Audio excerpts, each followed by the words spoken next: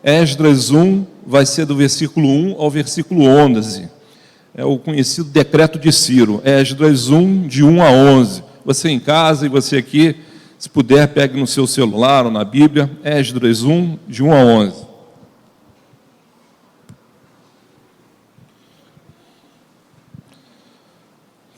Você acompanha de casa, o texto vai ficar na tela. E você aqui. Diz assim a palavra do Senhor: no primeiro ano de Ciro, rei da Pérsia, para que se cumprisse a palavra do Senhor pela boca de Jeremias, despertou o Senhor o espírito de Ciro, rei da Pérsia, o qual o fez proclamar por todo o seu reino, como também por escrito, dizendo: assim diz Ciro, rei da Pérsia: o Senhor Deus dos céus me deu todos os reinos da terra, e me encarregou de lhe edificar uma casa em Jerusalém, que está em Judá.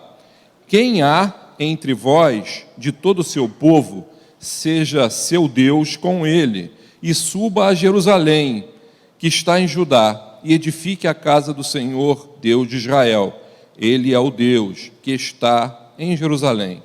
E todo aquele que ficar atrás, em algum lugar em que andar peregrinando, os homens do seu lugar o ajudarão com prata, com ouro, com bens e com gados, além das dádivas voluntárias para a casa de Deus que está em Jerusalém. Então se levantarão os chefes dos pais de Judá e Benjamim, e os sacerdotes e os levitas, com todos aqueles cujo espírito Deus despertou para subirem a edificar a casa do Senhor que está em Jerusalém. E todos os que habitavam nos arredores lhes firmaram as mãos com vasos de prata, com ouros, com bens e com gado, e com coisas preciosas, além de tudo que voluntariamente se deu. Também o rei Ciro tirou os utensílios da casa do Senhor, que Nabucodonosor tinha trazido de Jerusalém, e que tinha posto na casa de seus deuses. Então, estes tirou Ciro, rei da Pérsia, pela mão de Mitredate, o tesoureiro, que os entregou contados a Sesbazar, príncipe de Judá. E este é o número deles: 30 travessas de ouro, 1000 travessas de prata, 29 facas, 30 bacias de ouro, mais outras 410 bacias de prata e 1000 outros utensílios.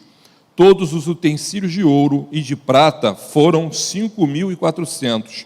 Todos estes levou Sesbazar com os do cativeiro que subiram de Babilônia para Jerusalém. Até aí.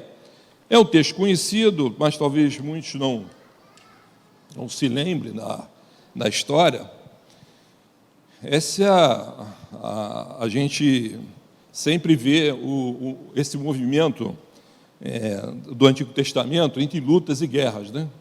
Lutas e guerras que, aliás, as que estão acontecendo lá na Europa, agora na Ucrânia, tem mexido bastante com o nosso coração. Volta e meia eu tenho visto algumas cenas.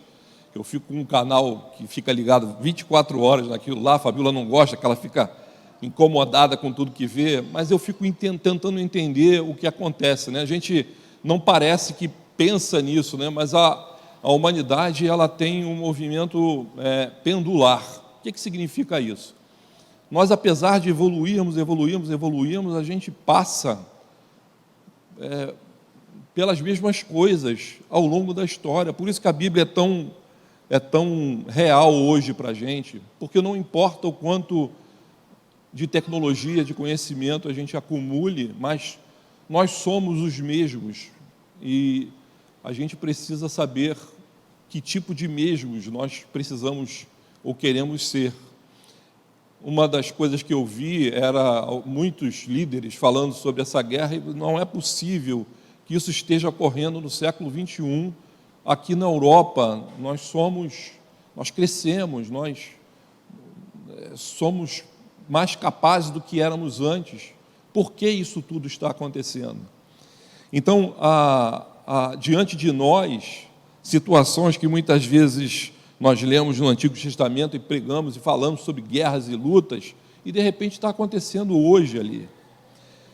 E aqui acontecia, não era um momento de guerra, mas era um momento também de uma grande mudança que estava acontecendo nessa história toda. E o que estava acontecendo aqui é que, de uma forma rápida, já que a gente teve muita alegria com muita criança aqui, a gente tem que reduzir, ser mais objetivo, veio desde o tempo lá da Babilônia, o rei Babilônio, que tira o povo de Deus do seu lugar, o toma cativo e vai o levando, isso estão decorrendo aqui 70 anos. E há uma série de histórias nesse meio caminho, e aqui nós estamos no rei persa, esse rei Ciro. Já tinha o Dário, que era medo-persa, né, mas era um outro clã, mas agora nós estamos com Ciro, seria uma segunda parte, um rei mais forte, que ele era até um clã menor, esse Ciro, né? Tem uma história interessante dele, que ele não era nem tão poderoso assim, mas ele fica ao longo da história poderoso. E ele vem aqui e o que nós lemos aqui é esse decreto onde ele vai pegar aquele povo que foi retirado da sua terra e vai oferecer oportunidade para que eles voltem, e eles reconstruam o templo, e eles façam tudo de novo, e ele vai fazer esse decreto, e mais do que isso, ele vai dar condições financeiras, ele vai devolver utensílios para que aquilo fosse reorganizado, e vai dar oportunidade para aquele povo que está ali, judeu. Vejam, tinham passado 70 anos, né? Alguns nem conheciam que terra era aquela, o que era isso, né? Alguns aqui não conhecem a igreja de Curicica como ela era antes. Chegaram durante a pandemia, não são poucos os que chegaram durante a pandemia, ou seja, não conheceram a igreja como era lotada aqui, e as coisas se modificaram. Então é disso que nós estamos falando. O texto ele nos oferece isso, esse momento onde Ciro ele vai oferecer um decreto e dizer, olha, quem quiser ir, volte, né? E olha, tem algumas, entre vocês, nesse tempo todo, existem lideranças aqui que vão conduzir isso, né? E ele promove. Esse é o contexto. Não é um contexto de guerra, é um contexto, o contexto da guerra não nos é descrito nesse livro, mas é um momento de mudança, um momento de cumprimento, e tanto que o texto ele vai nos oferecer, né? Logo no primeiro versículo, se você estiver lendo aí, no primeiro ano de Ciro, rei para que se cumprisse a palavra do Senhor pela boca de Jeremias, ou seja, Jeremias já tinha produzido essa informação o tempo atrás, e o cronista é aquele que escreve, o cronista ele deixa registrado em Esdras que aquilo estava acontecendo para que se cumprisse a profecia. Era uma profecia que estava se cumprindo naquele momento, e para que o povo tivesse entendimento de que isso tudo estava acontecendo. Mas a gente tem que ter alguns aprendizados com essa história toda, algumas coisas que, nesses momentos cíclicos da vida, eu fico imaginando, como o reverendo Leonardo ali bem falou, né? Tem pessoas no metrô agora, tem pessoas que não sabem exatamente, absolutamente nada o que vai acontecer. Eu vi uma senhora ucraniana, ela devia ter quase 90 anos, mas mais de 80 com certeza, e ela atravessando os escombros e tudo, e a repórter americana perguntava a ela, como é que a senhora está? E até ajudou a ela a passar pelos escombros com muita dificuldade, eram escombros mesmo, uma ponte destruída, e ela dizia assim, chorando, eu perdi tudo, minha casa foi destruída. Sim, mas a senhora está aqui. Pois é, mas para onde eu vou? A pergunta ela estava caminhando, quase que vagando, para onde eu vou? Se vocês têm pessoas idosas na família, vocês sabem que se mudar de um endereço para o outro, para a pessoa idosa, já é uma dificuldade muito grande de adaptação. Imagina para um lugar que sequer ela sabe qual é, e ninguém tem como dizer para ela para onde ela vai. Ela só está viva, vagando. Imagina quanto vazio, quanta incerteza. Aqui Ciro vai propor para aquele povo que aquilo que eram histórias, aquele lugar do templo e aquela sua cidade, ela volta a ser realidade. Então ele está num outro momento, num momento já de ilustrar isso melhor. O que a gente aprende com Ciro? O que a gente aprende com essa história? Eu queria propor para vocês um tema para você pensar do início ao fim, para vocês, famílias, todas pensarem. Confie no que Deus constrói através de você. Confie no que Deus constrói através de você. Quando a gente vê Ciro, e logo no primeiro versículo aqui, ele vai falar: despertou o Senhor o espírito de Ciro, rei da Pérsia, o qual fez proclamar por todo o seu reino, como também por escrito. Assim diz Ciro, rei da Pérsia: o Senhor Deus dos céus me deu todos os reinos da terra e me encarregou de lhe edificar uma casa em Jerusalém que está em Judá. Ele faz duas afirmações. Uma afirmação que ele faz é a respeito da profecia de Jeremias, e a outra ele faz dizendo que o Senhor Deus dos céus e da terra me fez ter todos os reinos da terra. Eu queria lembrar para vocês que, apesar de muitas vezes nós colocarmos no texto bíblico imagens que são como fosse aquela feiticeira, né? Que mexe o narizinho assim e as coisas acontecem. Mas Deus não faz isso. Deus constrói histórias e situações através das nossas vidas. São esses pequenos que nasceram aqui agora, vão construir histórias para outras vidas, mas vocês, pais, vão ter histórias e vão construir a história deles através da história de vocês. E a gente não se dá conta o quanto isso é importante. Então Ciro, ele não acorda numa manhã de domingo ensolarada como essa aqui, e chega e tem, olha, vou assinar um decreto, porque o Deus fez isso. Não foi isso. Existem pessoas que construíram essa história até que Ciro entendesse a posição dele na história, como um grande rei. E um deles, podia citar outros, mas um deles foi o profeta Daniel. O profeta Daniel, se a gente pegar em Daniel 10, ele vai, apesar de não estar aqui no texto, o nome de Daniel, ele fica até o 3º ano do reinado de Ciro. Aqui nós estamos falando do primeiro. Então, certamente, Ciro conhecia essas histórias. Ciro, que não era servo desse Deus, passa a conhecer esse Deus por conta da história de outras pessoas. Foram outras pessoas que construíram isso. Daniel, entre outros, né? Tem Isaac, Sadraque, mas existem os amigos de Daniel e outro povo remanescente daquela história lá de separação de Israel, que foram se mantendo fiéis na relação com Deus, independente do que estava acontecendo ali. Eu tenho certeza hoje que, apesar de tudo que está acontecendo na Ucrânia hoje, existem pessoas que estão se mantendo fiéis na relação com Deus. Eu não estou vendo, eu não estou enxergando, mas eu tenho certeza porque isso aconteceu na história como um todo, o tempo todo. Pessoas das quais Deus movimenta para construir através dele outras histórias. Então aqui existem duas informações: ele conhecia a palavra de Deus, por isso estava lá, para que se cumprisse Jeremias. E ele reflete isso no versículo 2, o Deus do céu me deu todos os reinos. Meus irmãos, se vocês entenderem o quanto isso é estranho àquela época, um dominador chegar numa terra e chegar e dizer o seguinte: o seu Deus é que me deu isso tudo, é algo absolutamente diferente de tudo que estava naquele contexto. Vamos lembrar de Daniel? O grande problema de Daniel era o quê? Não servir aos deuses babilônicos, aquela história que a gente conta para as crianças, da cova dos leões e tudo. Lembrem-se disso, era uma imposição. O meu Deus, eu sou o dominador, rei, e você tem que se ajoelhar a ele. O que Ciro faz é outra coisa, mas o Ciro só faz essa outra coisa, só muda da direção de pensamento dele, não é no domingo de manhã.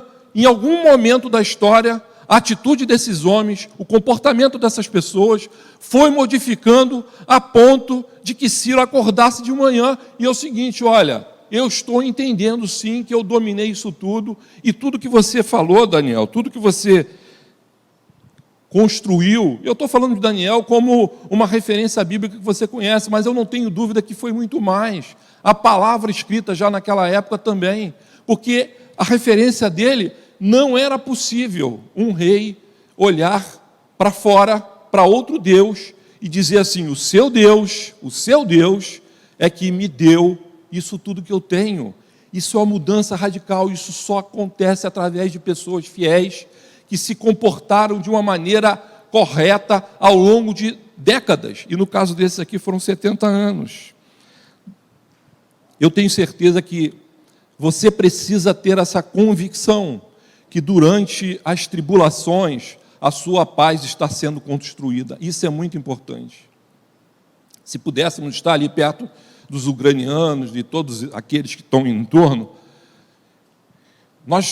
quem estiver vivo, nós vamos encontrar histórias assim, porque no meio dessa confusão toda, há uma raiz, e a palavra de Deus o tempo todo vai tratar disso, dessa raiz.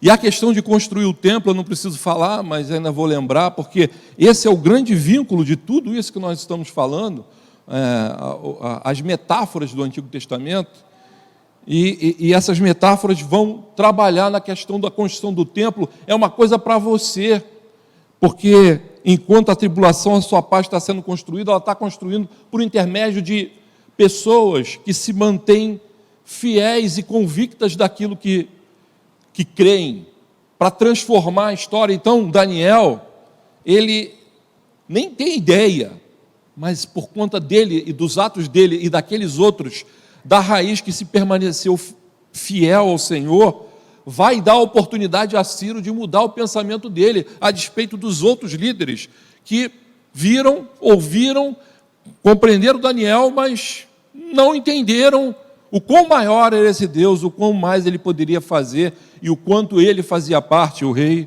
dessa história como um todo. A primeira coisa que a gente precisa aprender é, no meio da tribulação, a nossa paz está sendo construída. E o que o Ciro vai fazer aqui, de construir, de pedir para voltar e fazer o templo, a gente tem que refletir no que Hebreus fala para a gente a respeito do que é essa construção, para a gente continuar. Vamos colocar o texto que eu coloquei aí, Hebreus 3, de 5 a 6. Hebreus 3, de 5 a 6 diz assim: Moisés foi fiel como servo em toda a casa de Deus, dando testemunho do que haveria de ser dito no futuro. Mas Cristo é fiel como filho sobre a casa de Deus. E essa casa somos nós. Vou grifar. E essa casa somos nós. Se é que nos apegamos firmemente à confiança, à esperança da qual nos gloriamos. Se é que nos apegamos a isso. Quando nós não entendemos que através da nossa história, através dos nossos atos, nós estamos construindo coisas que sequer vamos perceber ao longo de décadas, e aqui foi isso que aconteceu. Daniel, sim, foi percebido, foi líder, já na época de Dário, não vamos entrar nesses detalhes, mas havia muito mais sendo construído.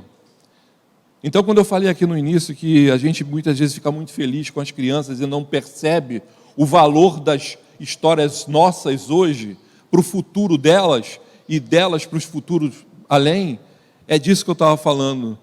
Nosso comportamento é fundamental para que essas coisas venham a acontecer, venham a transformar, e tem a ver muito com compromisso. Vejam que Ciro, e é o seu segundo ponto, vejam que Ciro, ele não ficou tão só feliz em dizer o seguinte: eu vou ajudar vocês, judeus, eu vou resolver isso aí, porque eu já vi que realmente esse Deus é alguém que é legal, eu vou ajudar vocês, eu vou deixar que vocês vão, vou dar até algum recurso. Não foi isso que ele fez. Ele teve um comportamento tão 180 graus, que a gente chama, ele estava nessa direção e muda de direção, e eu falo nessa direção porque ele viveu, cresceu num ambiente de outros deuses, e ele de repente descobre e entende que aquele Deus, não foi ele que me trouxe até aqui, foi ele que me fez ser o dominador do mundo. Esse homem nessa época dominava o mundo conhecido, era o mais poderoso de todos. Então ele entende que, apesar dele ser mais poderoso, ele entendia que precisava mudar, e mudar com compromisso. E ele vai, para além de proclamação, ele vai também dizer o seguinte: eu vou deixar isso por escrito, para que tudo se cumpra. E a gente vai entrar num outro tema que tem a ver com comprometa-se com a reconstrução. Se nós entendemos que o templo é algo importante, não há outra maneira, não há outra alternativa na nossa relação com Deus da gente se comprometer com essa reconstrução, comprometer mesmo, comprometer com estratégias, comprometer-se com pensar. A gente precisa, muitas vezes, lembrar, porque esquecer de buscar o que a gente precisa ser, a gente não constrói uma paz do futuro. Quando a gente esquece do que precisa ser, nós não construímos uma paz do futuro, que é o que aconteceu com esse povo, que certamente vai acontecer na Ucrânia. E muitas vezes nós nos esquecemos disso, porque nós precisamos ser. É aquela coisa de fazer a dieta da segunda-feira que termina na terça, né?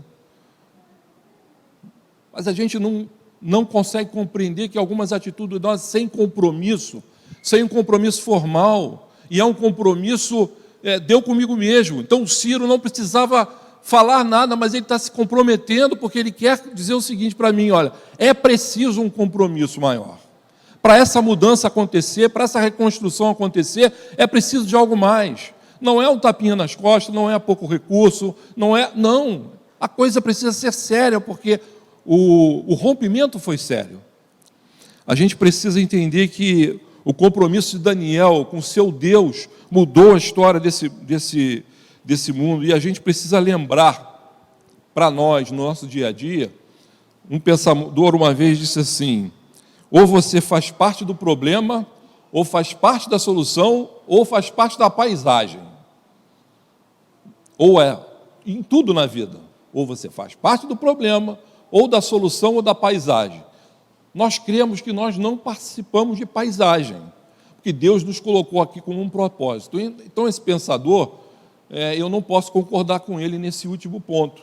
Eu não sou paisagem. Eu não sei se você se sente paisagem na vida, mas eu não me sinto. Eu sou um ser que penso, reflito e ajo. Mas quando eu penso, reflito e ajo, eu tenho que sempre entender, então, que eu estou ou no problema ou na solução. Não é possível ficar como paisagem e não achar que todos os desdobramentos das coisas que vão acontecer sem o meu compromisso vão acontecer naturalmente. Não vão. Ciro sabia disso. Ciro era um grande líder. E nós precisamos compreender que sem o compromisso as coisas não funcionam, sem estratégias para que esse compromisso aconteça, como todas as estratégias que você leu aqui. Vou escrever, vou falar, vou liberar as pessoas, vou dar recursos. Tem as coisas também lá do altar, que era... É toda uma construção. O compromisso, ele tem toda uma construção. Mas sem o compromisso, você nem começa. Porque tudo vem às favas, e se você acompanha a política, você está cansado de ver isso. Gente que fala e, na hora de produzir efeito naquilo que faz, nada acontece. Mas na nossa vida espiritual não é diferente. E se nós queremos ver nossos filhos crescendo de uma maneira diferente, vidas diferenciadas no futuro, o compromisso começa com a gente. O compromisso de mudar começa com a gente. E o compromisso tem uma característica muito interessante em Ciro, que isso é importante você entender. O compromisso é livre. O compromisso é livre. Nunca esqueçam disso. Ciro estava livre para se comprometer ou não. Ele tomou sua própria decisão. Eu quero me comprometer. Mas ele fala alguma coisa interessante para o povo. Quem quiser ir, que vá. Ele não obriga o povo que estava lá, que é de origem, a ir. Alguns, nós vamos ver aqui no texto rapidamente, 70 anos, sequer sabem como era o templo antes. Nasceram nessa diáspora. Nasceram nesse ambiente. Então, ele liberta. A gente precisa entender que o que faz o nosso compromisso funcionar é uma liberdade para todos, mas eu preciso estar intimamente preso ao meu compromisso de construir o meu templo de Jerusalém. A minha relação com Jesus é um compromisso meu, não é do outro. há uma liberdade no outro de decidir querer ir ou não. Porque às vezes a gente força um comprometimento do outro que ele não está interessado. E nós vamos ver aqui no texto que parte do povo não foi. Quando Daniel absolutamente estava comprometido com isso, eu estou insistindo no Daniel, porque é uma figura conhecida, mas outros certamente fizeram isso ocorrer como experiência tátil da experiência que Deus teve com Ciro. Eles se fizeram o seguinte: independente do que está acontecendo aqui no mundo hoje, independente desse meu afastamento, independente de tudo, eu continuo comprometido com o Senhor. Sou eu que quero.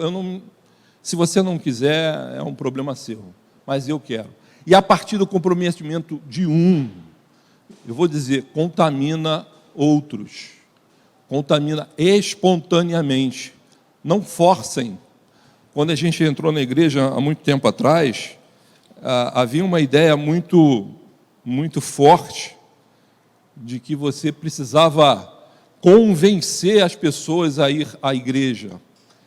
E vocês convenciam, às vezes a gente convencia mais do que haviam de convertidos na igreja. O convertido é aquele que se comprometeu, porque entendeu, que compreendeu, que tem valor aquilo ali. Mas o compromisso dos que compreenderam precisa estar ativo. Se você é cristão, se você sabe da tua relação com Deus, se comprometa para mudar a tua história, para mudar a história do teu povo, do teu filho. Sem compromisso, essas mudanças não acontecerão ou ficarão penduradas no tempo. E aí a gente encontra uma história de um líder lá na Europa dizer: eu não imaginei que isso aqui pudesse acontecer de novo. As coisas vão acontecer, mas aqueles que estiverem comprometidos com o Senhor vão ver mudanças.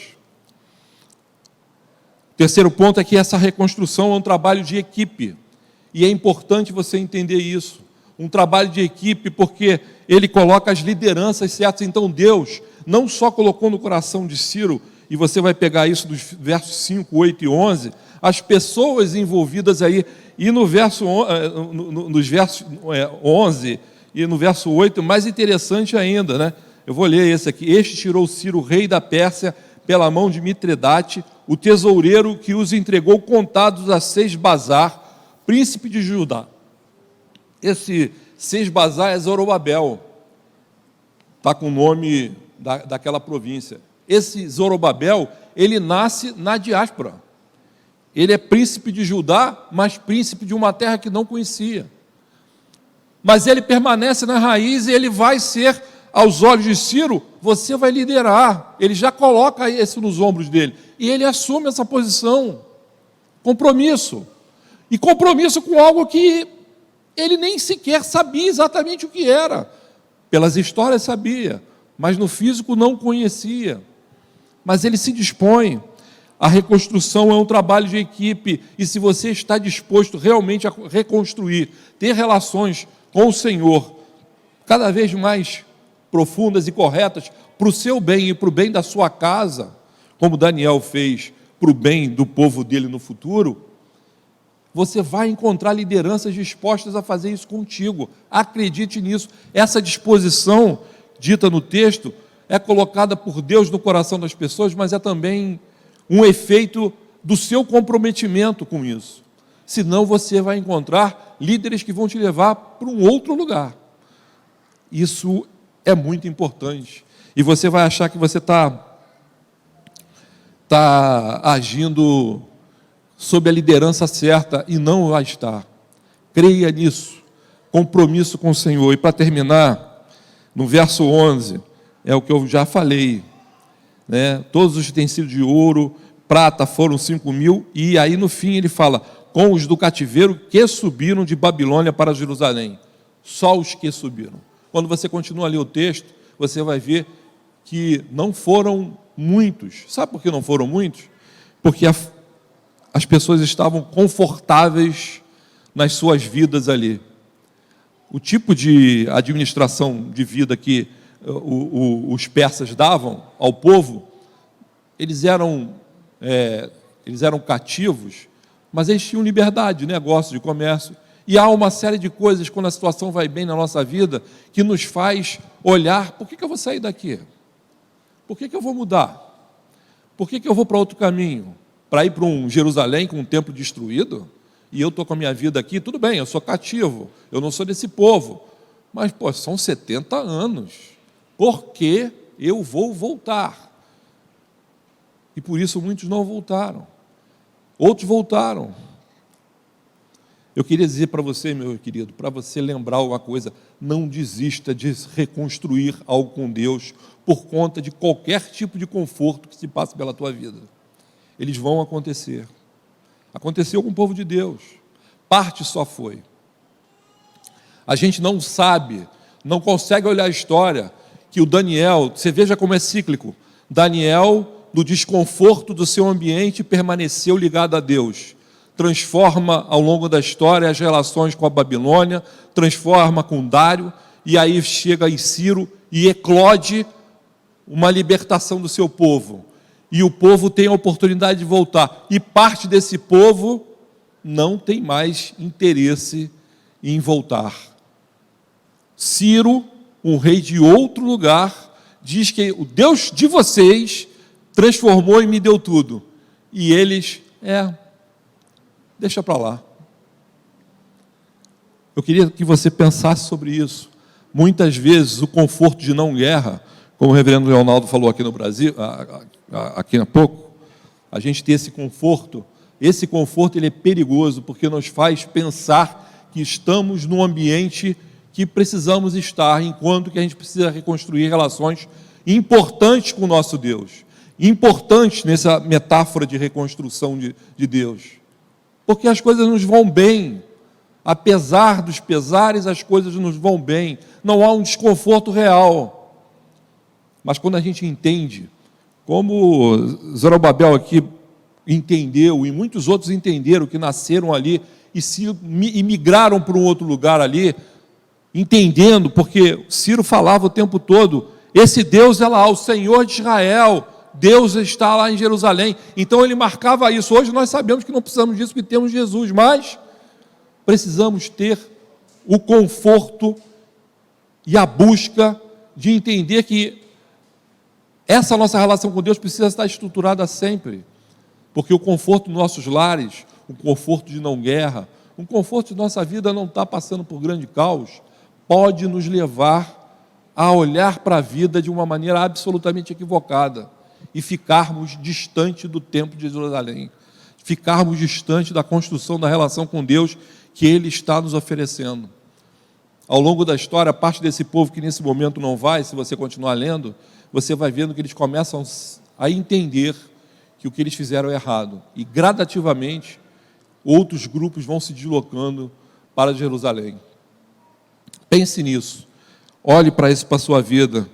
Desafie-se a se comprometer. Desafie-se a não ficar no conforto de um ambiente que talvez não seja o ideal para a sua vida, porque você está distante do seu Deus. Talvez você seja como Daniel e conseguiu se manter fiel, mesmo distante, mas talvez você precise de um grupo de apoio, de pessoas juntas, de liderança, para te trazer e te jogar num outro ambiente, num ambiente onde seja propício o teu crescimento com o Senhor. Observe-se, para que as histórias dos seus filhos, das crianças, das suas gerações, sejam histórias contadas como a de Daniel, que no fim transformou e ajudou o seu povo a sair cativo pelos atos de relação que ele teve com Deus, e transformou a mente de um homem que servia a outro Deus, para entender que o nosso Deus é o único Deus. Feche seus olhos e vamos orar. Senhor Deus e Pai, graças te damos, porque a Tua palavra é viva mesmo hoje, independente da situação que vivemos. Nos dá o desafio de construir nossa relação contigo através de nós mesmos, individualmente, e a partir de cada um de nós, Pai, perceber o lugar que estamos, percebemos para onde temos que ir, olhando as lideranças certas, Pai, e por fim, Senhor Deus, não desistindo, Pai, olhando uma zona de conforto que não é real ao nosso redor, Pai, para que cada vez mais desejemos nós, Pai, nos aprofundar e construir um algo melhor, um templo contigo, Pai, onde aí sim habitaremos mais, melhor e feliz. Que assim nos dê suporte espiritual para isso. Em nome de Jesus, amém.